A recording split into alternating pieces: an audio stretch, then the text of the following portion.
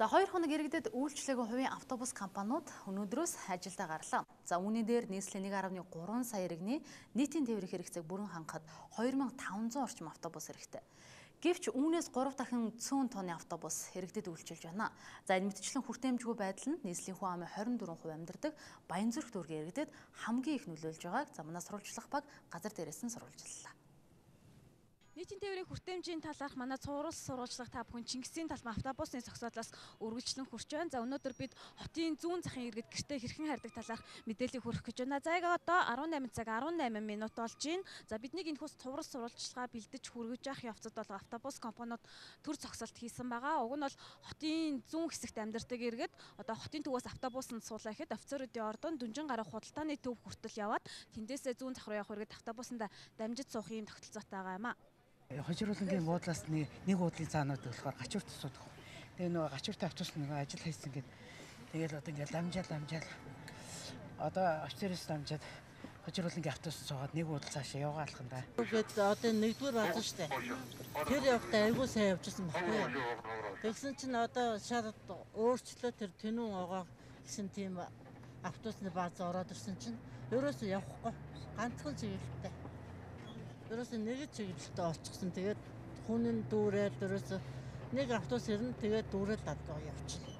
Тэгээд одоо энэ ялхан нойтон хүүхэд энэ сургууль хүүхдүүд бүр хэцүү. Өвгөлөд хөлдөж өгөх шүү дээ чинь.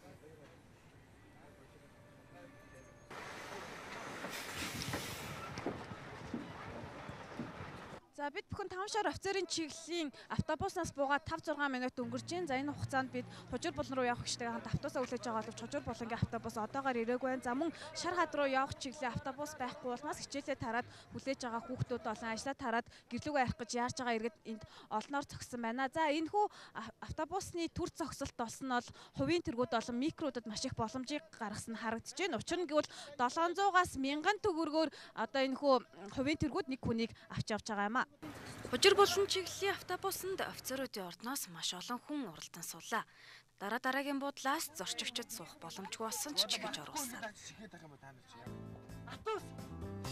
За тэртээ социализмын үед автобус олдохгүй араас нь гүйж зүгдэж явах нь холгүй байсан цаг үе рүү 21-р зууны Улаанбаатарчууд бид ухралт ижээ.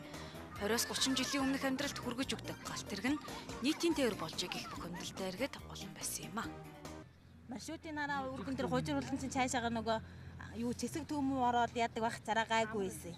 Амар тэрчин цаашаага явахдаа тэр том орвын автобус их амар байсан. Жохон муу сургуулийн 1 2 3 дугаар ангийн хүүхдүүд чинь орж чадахгүй тэгэл хоцорч байгаа юм.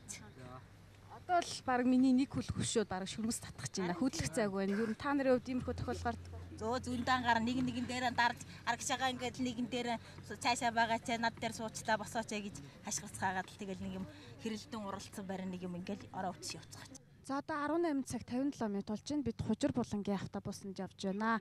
За ерөнхийдөө та харж байгаа иймэрхүү байдалтай явж байгааг. Энэ дунд аврын автобус зөвхөн тийш явдаг учраас Хужир булан руу явдаг хүмүүс бол яг ийм байдалтай явдаг юм байна. За бид Хужир булан дээр заяагчтай хамт байгаа цаашаа нэг буудал хэрэгтэй алхах нь ягаад үл тийшээ явах автобус байхгүй учраас заяагчийн хувьд бол нэг буудал орчим алхах нь гэж байгаа юм а.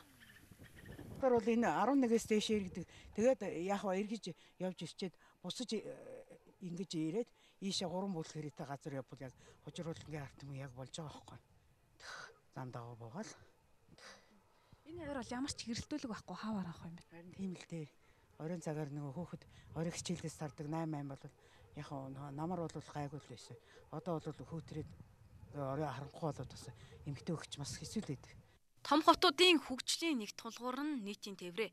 Тэгвэл нийтийн тээвэр чиглэлээ шинчилснээр смарт карттай ухаалаг автобус болсноор нийтийн тээврийн бодлогод шинэ өнгөйс өөрчлөлт маш том эргэлт гарна гэж албаных нь тайлбарлаж байсан. Гэвч хотын зүүн захад амьдардаг иргэд ямар хүндрэлтэй замаар хэрхэн автобусаар гэртээ харж байгааг та бүхэнд хүргэлээ. Гар маранд нь насаад байдаг үү? Харин ичээ. Аюу.